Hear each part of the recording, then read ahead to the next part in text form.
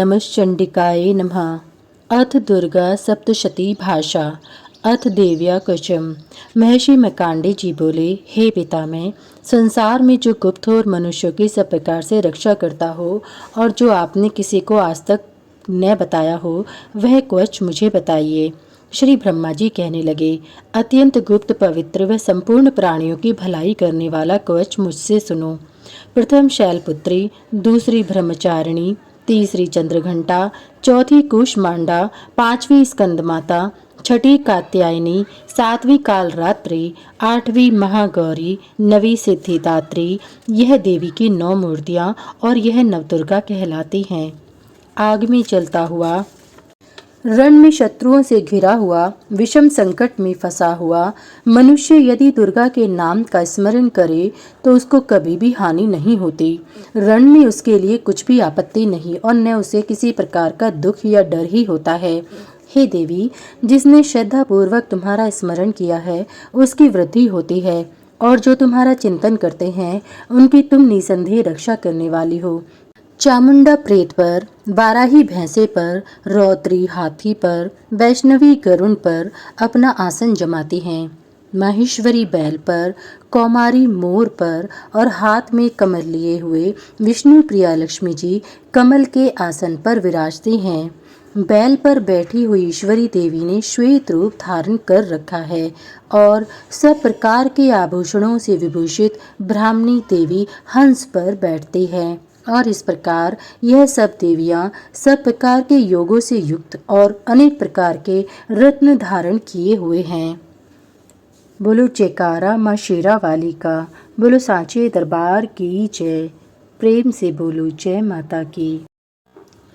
भक्तों की रक्षा के लिए संपूर्ण देवियां रथ में बैठी तथा क्रोध में भरी हुई दिखाई देती हैं तथा पाश, चक्र, गदा, शक्ति, हल और मूसल, खेटक और तोमर, पशु तथा पाश, भाला और त्रिशूल एवं उत्तम शारंग आदि शस्त्रों को दैत्यों के नाश के लिए और भक्तों की रक्षा करने के लिए और देवताओं के कल्याण के लिए धारण किए हैं।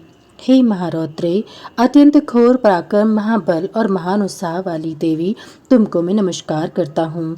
हे देवी, तुम्हारा दर्शन दुर्लभ है तथा आप अपने शत्रुओं को भय को बढ़ाने वाली हैं। हे जगदम्बिके, मेरी रक्षा करो। पूर्व दिशा में इंद्री मेरी रक्षा करे, अग्निकोण में अग्निशक्ति, दक्षिण में वाराही देवी, नित्य कोण में खड़ग धारिणी मेरी रक्षा करे। वारुणी पश्चिम दिशा में, वायु कोण में मृगवाहिनी, उत्तर में कौमारी और ईशान में शूलधारिणी देवी मेरी रक्षा करे। ब्राह्मणी ऊपर की ओर में से मेरी रक्षा करें और वैष्णवी देवी नीचे की ओर से मेरी रक्षा करें और इसी प्रकार शव पर बैठी चामुंडा देवी 10 दिशाओं में मेरी रक्षा करें। जया देवी आगे, विजया पीछे की ओर और अजिता बाईं ओर, अपराजिता दाहिनी ओर मेरी रक्षा करें। उगोतिनी देवी शिखा की रक्षा करें तथा उमा शिर में स्थित होकर मेरी रक्षा करें। इसी प्रकार मस्तक में मालाधारी देवी रक्षा करे और यशस्विनी देवी मेरी बाहों का संरक्षण करे। बाहों के मध्य भाग में त्रिनेत्रा, नथुनों की यमघंटा देवी रक्षा करे। नेत्रों के मध्य भाग में शंखिनी देवी और द्वारवासिनी देवी कानों की रक्षा करें। कपोलों की कालिका देवी और कानों के मूल भाग की भगवती शांकरी रक्षा करें। सुगंधा नासिका में, चर्चिका ऊपर के होठ में, अमृतकला नीचे के होठ की, सरस्वती देवी जीभ की रक्षा करें। कौमारी देवी दांतों की और चंडिका कंठ प्रदेश की रक्षा करें। चित्रकला गले की घंटी की और महामाया तालु की रक्षा करें। कामाक्षी ठोड़ी की, सरमंगला वाणी की रक्षा करें। भद्रकाली गर्दन की और धनुर्धरी पीठ के मेरुदंड की रक्षा करें। कंठ के भारी भाग के नीलग्रीवा और कंठ की नली की नलकोबरी रक्षा करें। दोनों कंधों की खड़गीनी और वृषधारिणी मेरी दोनों बाहों की रक्षा करें। दंडिनी दोनों हाथों की और अंबिका देवी समस्त उंगलियों की रक्षा करें। शूलेश्वरी देवी संपूर्ण नखों की, कुलेश्वरी देवी मेरी कुक्षी की रक्षा करें। महादेवी दोनों स्तनों की, शोक विनाशिनी मन की रक्षा करें। ललिता देवी हृदय की, शूलधारिणी उदर की रक्षा करें। कामिका देवी नाभि की, गुहेश्वरी गुहे स्थान की, पूतनिका और कामिका लिंग की और महिष्वाहिनी गुदा की रक्षा करें। संपूर्ण इच्छाओं को पूर्ण करने वाली महाबला देवी दोनों जंघाओं की रक्षा करे। विंध्यवासिनी देवी घुटनों की और तेजसी देवी दोनों पांवों के पृष्ठभाग की, श्रीधरी पैरों की उंगलियों की, स्थलवासिनी तलवों की, दष्टा करालिनी देवी नखों की, ऊर्ध्वकेशिनी केशों की, बागेश्वरी वाणी की रक्षा करे। रोमा वालियों के छित्रों की कावेरी और त्वचा की बागेश्वरी देवी रक्षा करे। पार्वती देवी रक्त मज्जा वसा मांस हड्डी की रक्षा करे। काल रात्रि आंतों की रक्षा करे। मुक्तेश्वरी देवी पित्त की, पद्मावती कमल कोश की, चूड़ामणि कफ की रक्षा करे। ज्वालामुखी नसों के जल की रक्षा करे। अभेद्य देवी शरीर के सब जोड़ों की रक्षा करे। ब्राह्मणी मेरे वीर्य की रक्षा करे। छत्रेश्वरी छाया की और धर्म धारिणी मेरे अहंकार मन तथा बुद्धि की रक्षा करें। प्राण अपान वायु समान उदान और व्यान की वशस्ता देवी रक्षा करें। कल्याण शोभना मेरे प्राण की रक्षा करें। रस रूप गंध शब्द और स्पर्श इन विषयों का अनुभव करते समय योगिनी देवी मेरी रक्षा करें तथा मेरे सत्वगुण रजोगुण तमोगुण की रक्षा नारायणी देवी करें। आयु की रक्षा बाराही देवी करें। वैष्णवी धर्म की तथा चक्रिणी देवी मेरी यश कीर्ति लक्ष्मी धन विद्या की रक्षा करें। इंद्राणी मेरे शरीर की रक्षा करें और हे चंडिके आप मेरे पशुओं की रक्षा करिए। महालक्ष्मी मेरे पुत्रों की रक्षा करे और भैरवी मेरी पत्नी की रक्षा करें। मेरे पति की सुपथा तथा मार्ग के क्षमाकारी देवी रक्षा करें। राजा के दरबार में महालक्ष्मी तथा सब ओर व्याप्त रहने वाली विजया देवी चारों ओर से मेरी रक्षा करे। जो स्थान क्वच से रहित हो और क्वच में रह गया हो उसकी पापों का नाश करने वाली जयंती देवी रक्षा करें। अपना शुभ चाहने वाले मनुष्य को बिना कवच के एक पग भी कहीं नहीं जाना चाहिए, क्योंकि कवच रखने वाला मनुष्य जहाँ जहाँ भी जाता है वहाँ वहाँ उसे धन लाभ होता है तथा विजय प्राप्त करता है। वह जिस अविष्ट वस्तु की इच्छा करता है वह उसको इस कवच के प्रभाव से अवश्य मिलती है और वह इसी संसार में महाऐश्वर्य को प्राप्त होता है। कवचधारी मनुष्य निर्भय होता है और वह तीनों लोकों में माननीय होता है। देवी का यह कवच देवताओं के लिए भी कठिन है। जो नित्य प्रति नियम पूर्वक तीनों संध्याओं को श्रद्धा के साथ इसका पठन पाठन करता है उसे देव शक्ति प्राप्त होती है। वह तीनों लोकों को जीत सकता है तथा अकाल मृत्यु से रहित होकर 100 वर्षों तक जीवित रहता है। उसकी लूता चर्म रोग विस्फोटक आदि समस्त व्याधियां समूल नष्ट हो जाती हैं और स्थावर जंगम तथा कृत्रिम विष दूर होकर उनका कोई असर नहीं होता है तथा समस्त विचारक प्रयोग और इस तरह के जितने यंत्र मंत्र तंत्र इत्यादि होते हैं वह क्वच के हृदय में धारण कर लेने पर नष्ट हो जाते हैं। इसके अतिरिक्त पृथ्वी पर विचरने वाले भूचर नवचर जलचर प्राणी उपदेश मात्र से सिद्ध होने वाले निम्न कोटि के देवता जन्म के साथ प्रकट होने वाले देवता कुल देवता कंठमाला आदि डाकिनी शाकी अंतरिक्ष में विचरने वाली अत्यंत बलवती भयानक डाकनियां ग्रह भूत पिशाच यक्ष गंधर्व राक्षस ब्रह्म राक्षस वेताल कूष्मांड और भैरव आदि अनिष्ट कारक देवता भी उस मनुष्य को जिसने कि अपने हृदय में कवच धारण किया हुआ है देखते ही भाग जाते हैं।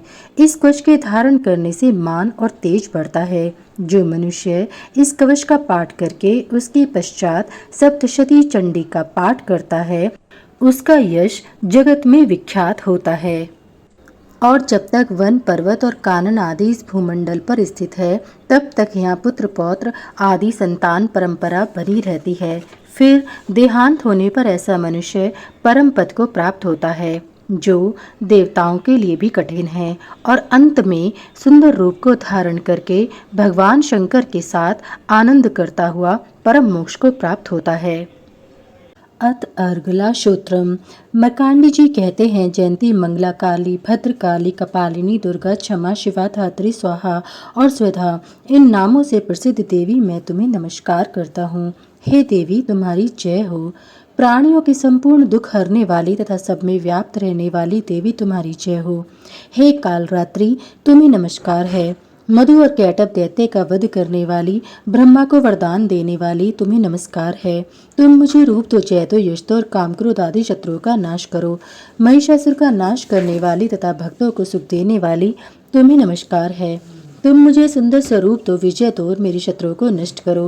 हे रक्त बीज का वध करने वाली, हे चंड मुंड का नाश करने वाली, तुम मुझे रूप दो, जय दो, यश दो और मेरे काम क्रोध आदि शत्रुओं का नाश करो। हे शुंभ निशुंभ और धूम्राक्ष राक्षस का मर्दन करने वाली देवी, मुझको स्वरूप दो, विजय दो, यश दो और मेरे शत्रुओं का नाश करो। हे पूजित युगल चरणों वाली देवी, हे संपूर्ण सौभाग्य प्रदान करने वाली देवी, तुम मुझे रूप दो, जय दो, यश दो और काम क्रोध आदि शत्रुओं का नाश करो। हे देवी, तुम्हारे रूप और चरित्र अमित हैं, तुम सब शत्रुओं का नाश करने वाली हो।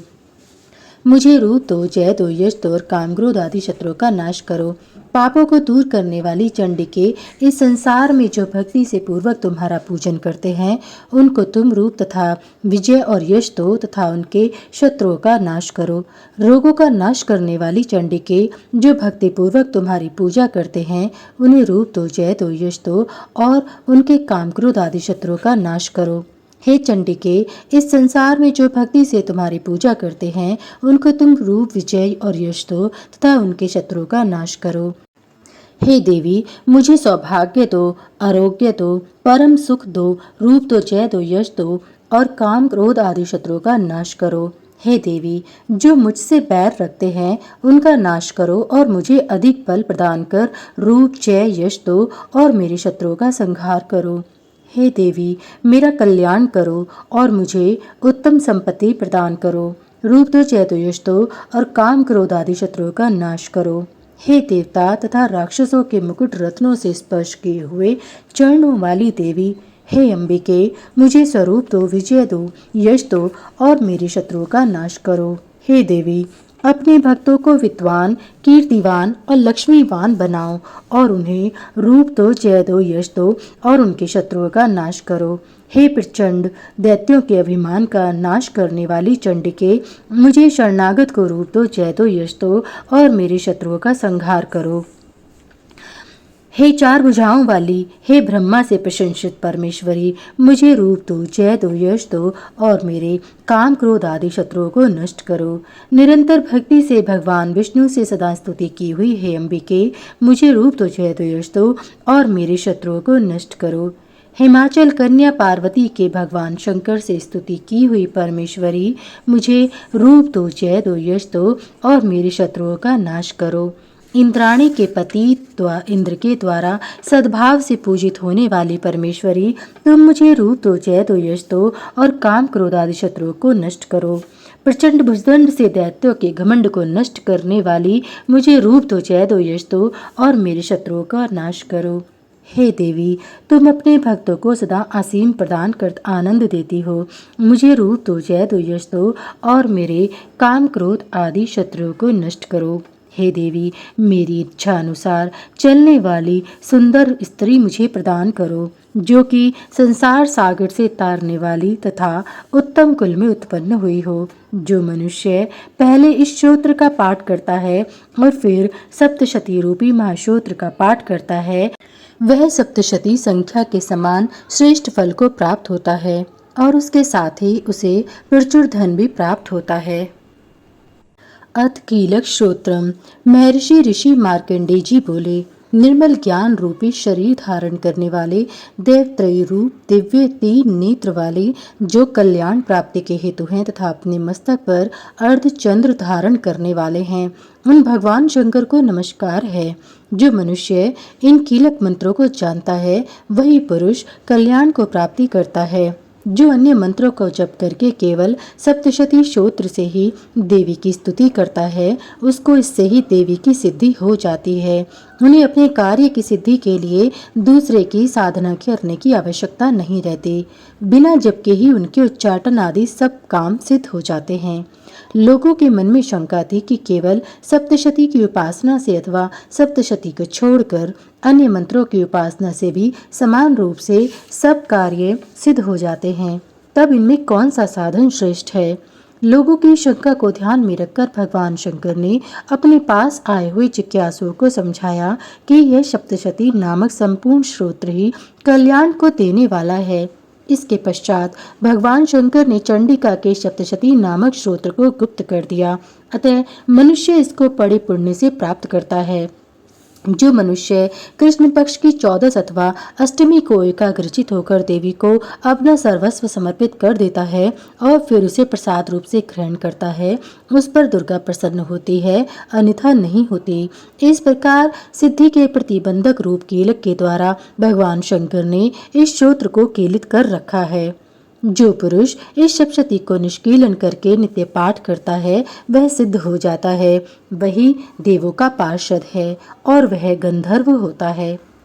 सर्वत्र विचरते रहने पर भी उस मनुष्य को संसार में कहीं कोई डर नहीं होता और वह आप मृत्यु के वश में नहीं पड़ता और मरकर मोक्ष की प्राप्ति हो जाती है। किंतु इस कीलक की विधि को जानकर ही सप्तशती का पाठ आरंभ करना चाहिए। जो ऐसा नहीं करता उस वह नष्ट हो जाता है। कीलन और निष्कीलन संबंधी जानकारी के पश्चात ही यह श्रोत्र निर्दोष होता है और विद्वान पुरुष इस निर्दोष श्रोत्र का ही पाठ आरंभ करते हैं। स्त्रियों में जो कुछ सौभाग्य आदि दिखाई देता है वह सब इस पाठ की ही कृपा है। इसलिए इस कल्याणकारी श्रोत्र का सदा पाठ करना चाहिए। इस श्रोत्र का शनि शनि पाठ करने से भी स्वल्प फल की प्राप्ति होती है, इसलिए उच्च स्वर से ही इसका पाठ आरंभ करना चाहिए। जिस देवी के प्रसाद से ऐश्वर्य, सौभाग्य, आरोग्य, संपत्ति, शत्रुनाश तथा परम मोक्ष की प्राप्ति होती है, उस देवी की स्तुति मनुष्य को अवश्य करनी चाहिए। इति कीलक श्रोत्रम समाप्तम। चौथा अध्याय। इंद्र आदि देवताओं द्वारा देवी की स्तुति। महर्षि मेधा बोले, देवी ने जब महापराक्रमी दुरात्मा महिषासुर को मार गिराया और असुरों की सेना को मार दिया, तब इंद्र आदि समस्त देवता अपने सिर तथा शरीर को झुकाकर भगवती की स्तुति करने लगे। जिस देवी ने अपनी शक्ति से यह जगत व्याप्त किया है और जो संपूर्ण देवताओं तथा महर्षियों की पूजनीय है, उस अंबिका को हम भक्तिपूर्वक नमस्कार करते हैं। वह हम सबका कल्याण करे। जिस अतुल प्रभाव और बल का वर्णन भगवान विष्णु, शंकर और ब्रह्मा जी भी नहीं कर सके, वही चंडिका देवी इस संपूर्ण जगत का पालन करे और अशुभ भय का नाश करे। पुण्यात्माओं के घरों में तुम स्वयं लक्ष्मी रूप हो और पापियों के घर में तुम अलक्ष्मी रूप हो और सतकुल में उत्पन्न होने वालों के लिए तुम लज्जा रूप होकर उनके घरों में निवास करती हो।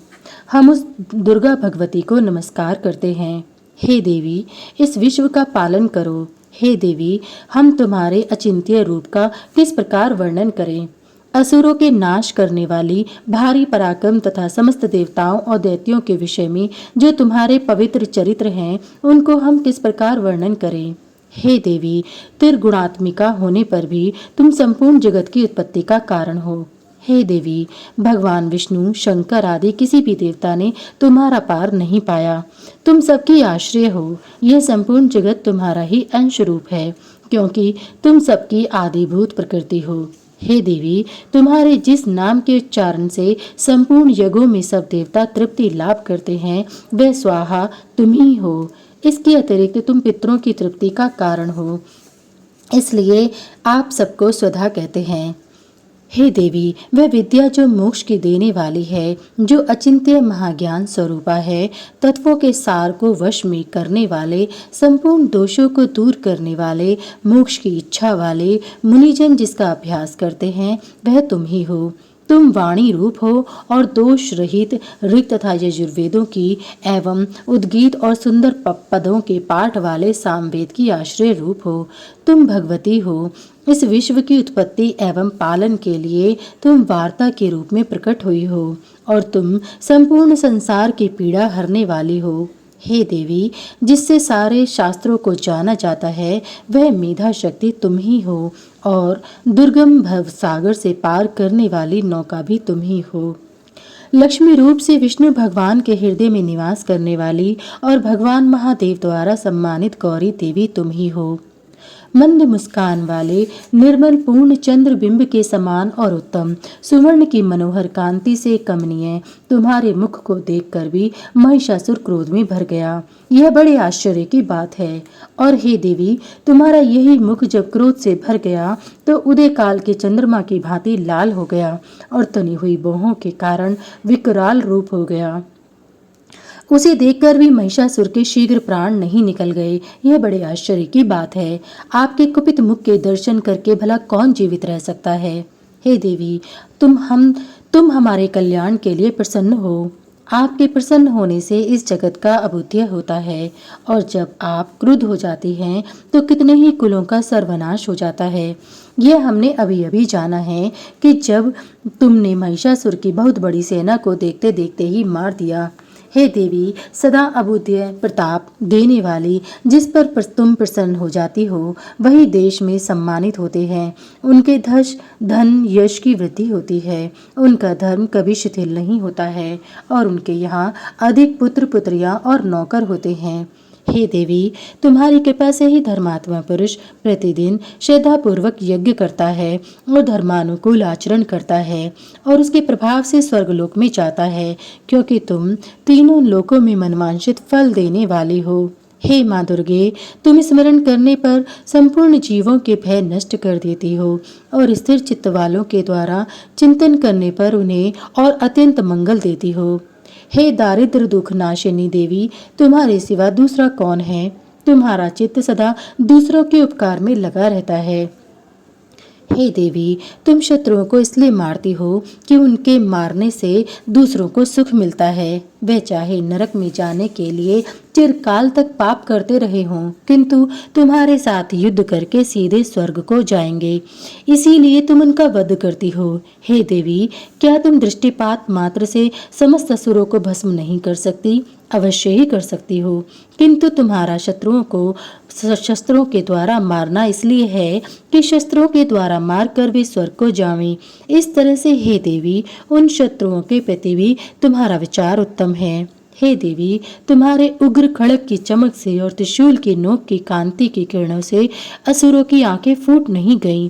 उसका कारण यह था कि वे किरणों से शोभायमान तुम्हारे चंद्रमा के समान आनंद प्रदान करने वाले सुंदर मुख को देख रहे थे। हे देवी, तुम्हारा शील बुरे वृतांत को दूर करने वाला है, और सबसे अधिक तुम्हारा रूप है, जो न तो कभी चिंतन में आ सकता है और न जिसकी दूसरों से कभी तुलना ही हो सकती है। तुम्हारा बल व पराक्रम शत्रुओं का नाश करने वाला है। इस तरह तुमने शत्रुओं पर भी दया प्रकट की है। हे देवी, तुम्हारे बल की किसके साथ बराबरी की जा सकती है, तथा शत्रुओं को भय देने वाला इतना सुंदर रूप भी और किसका है। हृदय में कृपा और युद्ध में निष्ठुरता, ये दोनों बातें तीनों लोकों में केवल तुम्ही में देखने में आई हैं।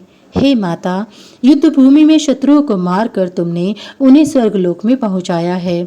इस तरह तीनों लोकों की तुमने रक्षा की है, तथा उन उन्मत्त असुरों से जो हमें भय था, उसको भी तुमने दूर कर दिया है। तुमको हमारा नमस्कार है। हे देवी, तुम शूल तथा खड़ग से हमारी रक्षा करो, तथा घंटे की ध्वनि और धनुष की टंकोर से भी हमारी रक्षा करो। हे चंडिके, आप अपने शूल को घुमाकर पूर्व, पश्चिम, उत्तर तथा दक्षिण दिशा में हमारी रक्षा करो। तीनों लोकों में जो तुम्हारे सौम्य रूप हैं तथा घोर रूप हैं, उनसे हमारी रक्षा करो, तथा इस पृथ्वी की रक्षा करो। हे अंबिके, आपके कर पल्लवों में जो खड़ग, शूल और गदा आदि शस्त्र शोभा पा रहे हैं, उनसे हमारी रक्षा करो। महर्षि बोले कि इस प्रकार जब सब देवताओं ने जगत माता भगवती की स्तुति की और नंदन वन के पुष्पों तथा गंध अनुलेपनों द्वारा उनका पूजन किया, और फिर सबने मिलकर जब सुगंधित एवं दिव्य धूपों द्वारा उनको सुगंधि निवेदन की, तब देवी ने प्रसन्न होकर कहा, हे देवताओं, तुम सब मुझसे मनोवांछित वर मांगो। देवता बोले, हे भगवती, तुमने हमारा सब कुछ कार्य कर दिया, अब हमारे लिए कुछ भी मांगना बाकी नहीं रहा, क्योंकि तुमने हमारे शत्रु महिषासुर को मार डाला है। हे महेश्वरी, तुम इस पर भी यदि हमें कोई वर देना चाहती हो, तो बस इतना वर दो कि जब जब हम आपका स्मरण करें, तब तब आप हमारी विपत्तियों को हरण करने के लिए हमें दर्शन दिया करें। हे अंबिके, जो कोई भी तुम्हारी स्तुति करे, तुम उनको वित्त, समृद्धि और वैभव देने के साथ ही उनके धन और स्त्री आदि संपत्ति बढ़ावें, और सदा हम पर प्रसन्न रहें। महर्षि बोले, हे राजन, देवताओं ने जब जगत के लिए तथा अपने लिए इस प्रकार प्रश्न किया, तो बस तथा अस्तु कहकर देवी अंतर्ध्यान हो गईं। हे भूप, जिस प्रकार तीनों लोकों का हित चाहने वाली वह भगवती देवताओं के शरीर से उत्पन्न हुई थी, वह सारा वृतांत मैंने तुमसे कह दिया है। और इसके पश्चात दुष्ट असुरों तथा शुंभ निशुंभ का वध करने और सब लोगों की रक्षा करने लोकों की रक्षा करने के लिए जिस प्रकार गौरी देवी के शरीर से उत्पन्न हुई थी, वह सारा वृतांत मैं यथावत वर्णन करता हूँ। ध्यान से सुनो।